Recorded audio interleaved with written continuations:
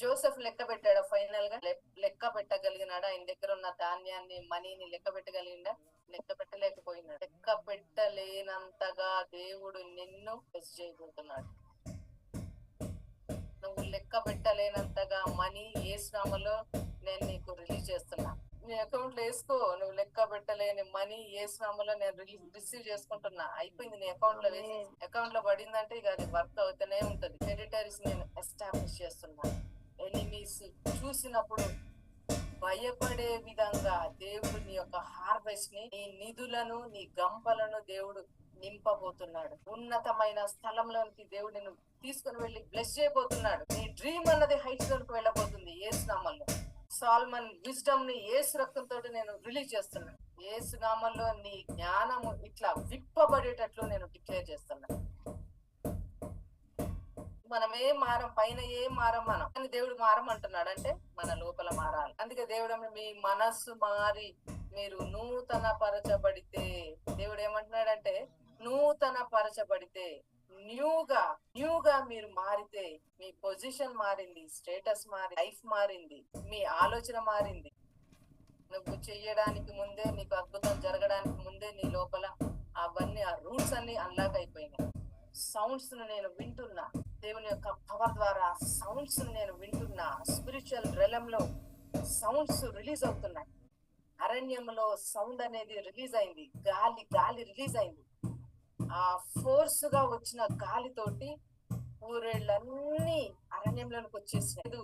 Birds వెళ్తున్నాయంటే వాటికి food ఉన్న place లోనికే వెళ్తాయి.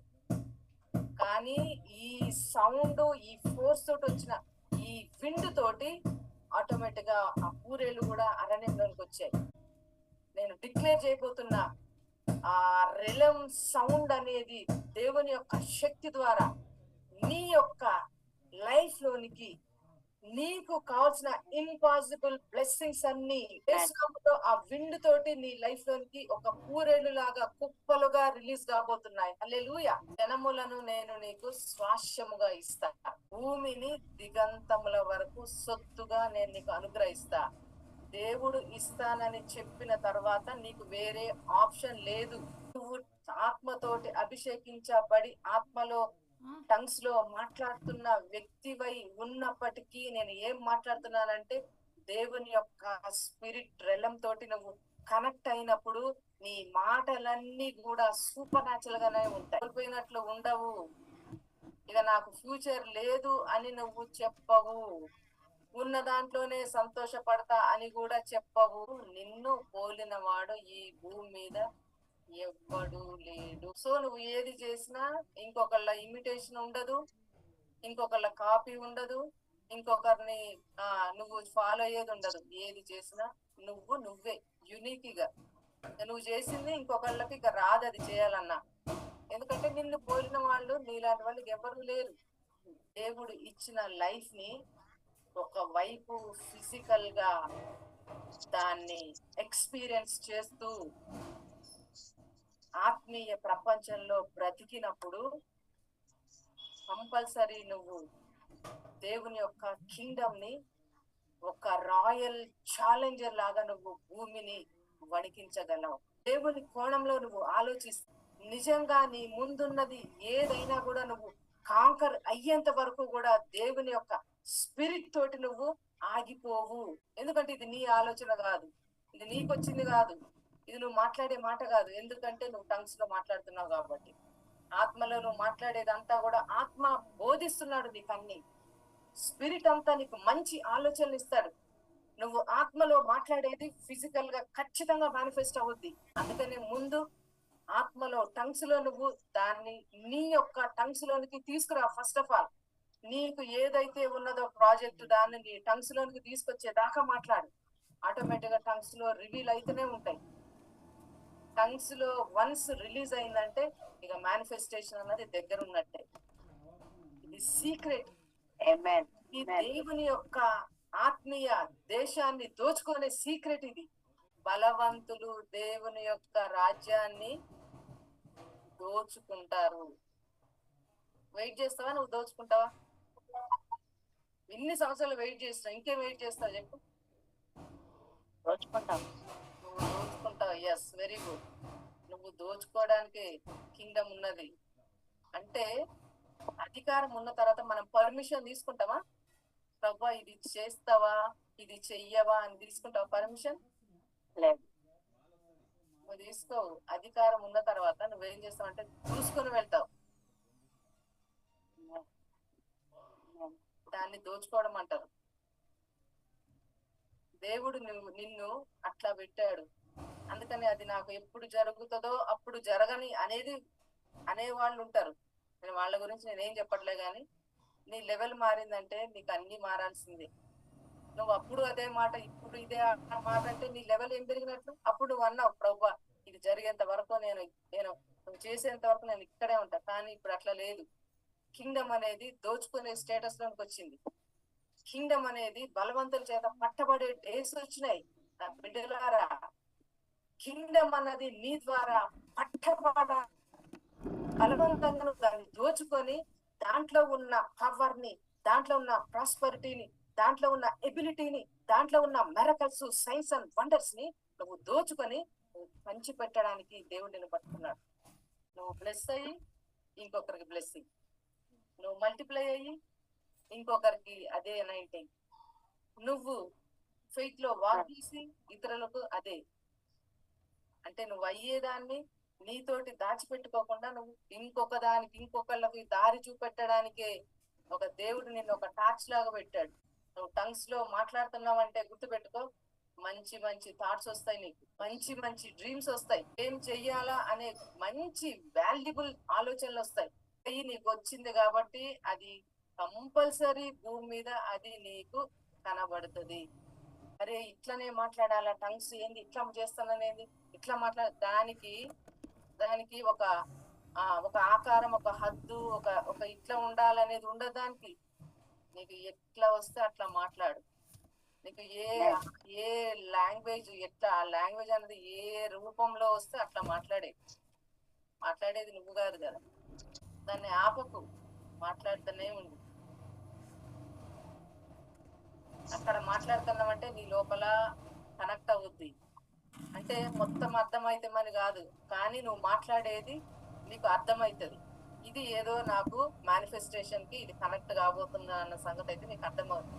అక్కడ కనెక్ట్ అయిందంటే గుర్తుపెట్టుకో, బయట రీసోర్సెస్ అన్నవి నీకు కనెక్ట్ అవుతూనే ఉంటాయి. అంటే దేవుని బిడ్డలారా, ప్రతి ఆశీర్వాదం టంగ్స్ లో నుంచి కనుక తీసుకున్నట్లయితే ఫెయిల్ గా అసలు నువ్వు ఓడిపోవిగా. దేవుడే నీకు మనుషులు పెడతారు, కనెక్షన్స్ పెడతారు, ఇది సంథింగ్ ఏదో నీకు జరుగుతుంది. అందుకనే ఆత్మలో మాట్లాడి మాట్లాడి మాట్లాడి మాట్లాడి రాటు తేలిపో. వాటిని పక్కన పెట్టకు. వాటిని నువ్వు ఒక చేదు తిన్నప్పుడు మనకి ఫస్ట్ చేదుగుంటది, వేప తింటే చేదు అనిపిస్తుంది. అదే తింటూ తింటూ తింటూ ఉంటే ఏమవుతుందంటే ఇక చేదు మనకు అర్థం కాదు, తీయగా అయిపోతుంది. ఫస్ట్ మనకు మాట్లాడినప్పుడు అర్థం కాక మనకు అర్థమైతే ఎవరమైనా అంతే, మనకి ఏదైనా అర్థమైతే మాట్లాడతాం, అర్థం కాని లాంగ్వేజ్ మనం మాట్లాడం. కానీ అన్ని లాంగ్వేజ్లు అవన్నీ ఆ లాంగ్వేజ్ పక్కన పెడితే ఈ లాంగ్వేజ్ మాత్రం సేమ్ నువ్వు ఆ వేప తిన్నప్పుడు ఎంత చేదు ఉంటుందో అట్లనే ఉంటది. కానీ అవి మాట్లాడుతూ మాట్లాడుతూ మాట్లాడుతూ మాట్లాడుతూ ఉంటే వాటిలో వచ్చే ఆ స్వీట్నెస్ అన్నది ఈవెన్ నువ్వు ఆ తేనె తిన్నా కూడా నీకు దొరకదు, ఇంత స్వీట్ గా మారిపోతాయి. మనకు ఆ స్వింగ్ చేయడం నేర్చుకుంటే భూమిని నువ్వు వణికిస్తావు. భూమి మీద ఉన్న ప్రతి దాన్ని కూడా నువ్వు బలవంతంగా దోచుకుంటావు. దేవుని యొక్క స్పిరిట్ పవర్ తోటి అవి నీకు దొరుకుతాయి ఖచ్చితంగా. అంత గ్రేట్ వేలు దేవుడు నీకు రిలీజ్ చేస్తాడు. చనిపోయే 4 కుష్టు రోగులకి అంత బిగ్ డ్రీమ్ ఉండాల్సిన అవసరం ఏముంది? అదే వాళ్ళు అంటారు, మనము పోకపోతే ఇక్కడ చచ్చిపోతాం అంటే వాళ్ళు చచ్చిపోతారు. ఇక చచ్చిపోయే వాళ్ళు లిటరల్ గా చెప్పాలంటే వాళ్ళకి అవసరం లేదు అంత పెద్ద ఆలోచన, అంత బిగ్ డ్రీమ్ ని వాళ్ళు తీసుకోవాల్సిన అవసరం లేదు. ఆ పరిస్థితి బాగాలేదు అసలు. కానీ ఈ 4 ఏం మాట్లాడుతున్నారంటే ఇక్కడ ఉంటే మనం చచ్చిపోతాం,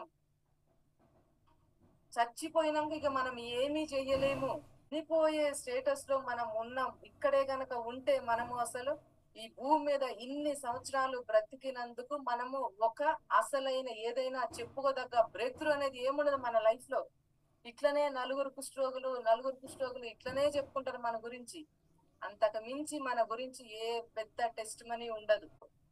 ఈ చనిపోయేదేదో ఆ క్యాంప్ లో గనక మనం చనిపోతే అట్లీస్ట్ మనము మనం నలుగురు ఏమనుకున్నారు తెలుసా, ఇక్కడ ఉంటే మనం చనిపోతాం, అక్కడ పోయినా చనిపోతాం, దీనికి దానికి ఏం తేడా ఉన్నది. అందుకోసమని ఇక్కడ ఉండి చనిపోయి మనుషులు ఎవరికి తెలియకుండా ఉండిన దానికంటే ఒక బిగ్ ఛాలెంజ్ తోటి మనము అక్కడ గనక వెళితే అక్కడ మనకు జరిగేటువంటి బ్రేక్ త్రూ దొరికినా దొరకపోయినా మనము రిలీజ్ చేసిన ఎఫర్ట్స్ అనేవి మాత్రం కంపల్సరీ మనకు బ్లెస్సింగ్ గా మారతాయి. నలుగురు కుష్ఠరోగులు దేవుని బిడ్డలారా గుర్తుపెట్టుకోండి, అసలు వాళ్ళు వెళ్ళడానికి ఛాన్స్ లేదు. వాళ్ళ ఫిజికల్ బాడీ అనేది అసలు కోఆపరేట్ చెయ్యట్లేదు. వాళ్ళని అందరూ కూడా కంప్లీట్ గా పక్కన పెట్టారు. కానీ ఈ నలుగురు మనుషులు ఒక బిగ్ బిగ్ రెవల్యూషన్ ని తీసుకొని వచ్చారు. నువ్వు ఎవరు అన్నది అనవసరం దేవునికి. నీ బ్యాక్గ్రౌండ్, నీ ఫిజికల్ స్టేటస్ అనేది అస్సలు దేవునికి నథింగ్, అసలు దేవునికి సంబంధం లేదు. అప్పటి వరకు మాట్లాడినటువంటి, అప్పటి వరకు కదలనటువంటి పరలోకం వాళ్ళు ఎప్పుడైతే లేచి నిలబడ్డారో, ఎప్పుడైతే వాళ్లకు అడుగులు అనేవి బలంగా లేకపోయినా అడుగులు వెయ్యడం వాళ్ళు మొదలు పెట్టారో దేవుని బిడ్డారా, అప్పుడు స్టార్ట్ అయింది దేవుని యొక్క కింగ్డమ్. ఏంజల్స్, ఆ హెవెన్ లో ఉన్న పరిశుద్ధులు టోటల్ గా ఈ నలుగురు మనుషుల కోసం పని చేయడానికి